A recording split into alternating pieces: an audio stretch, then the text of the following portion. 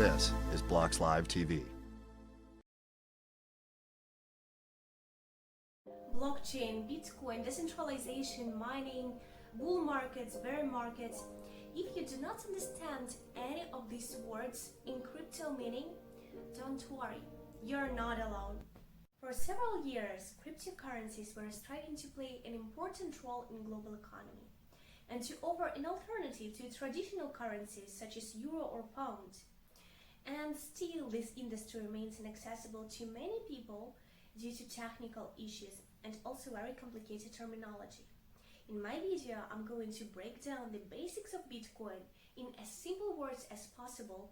And if you're just starting to learn what are cryptocurrencies, this video is definitely for you. So what is Bitcoin? Bitcoin is a digital currency that operates without the participation of a central bank. For example, the Federal Reserve System in the US is responsible for the US currency system, and Bitcoin doesn't have any organization or a person responsible for that. But what stands behind the reason of crypto creation? To gain a better understanding of that, I'd start from the history. Right after the crisis in 2008, the guy under pseudonym Satoshi Nakamoto created a document. It's called White Paper. He explained there the world where people can make electronic payments without using the bank or PayPal system. I have to mention that right after the crisis, there was the problem of oversupply in financial sector, and Bitcoin suggested the solution.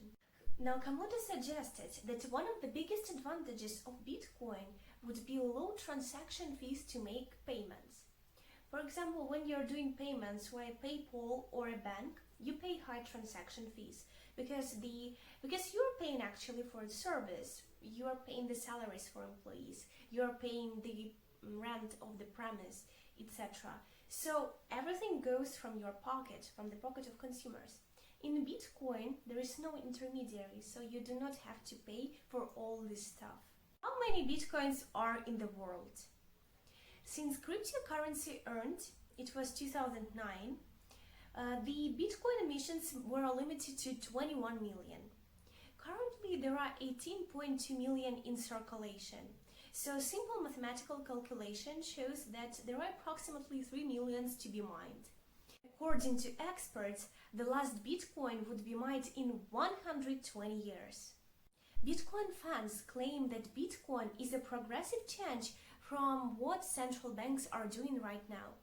For example, quantitative easing in the US, so-called helicopter money that the Federal Reserve is printing trillions of dollars, and so the inflation happens. Now, in simple words, see what happens during these corona times.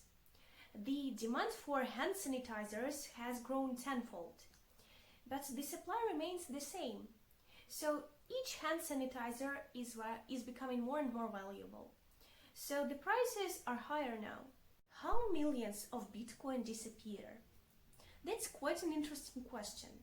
I can give you a simple analogy. For example, you are a Facebook user and you forgot your password. You click the button where it's written "Forgot my password," and usually in a couple of seconds you just renew your password and everything is fine. But here in Bitcoin, you have private key and it's Bitcoin password.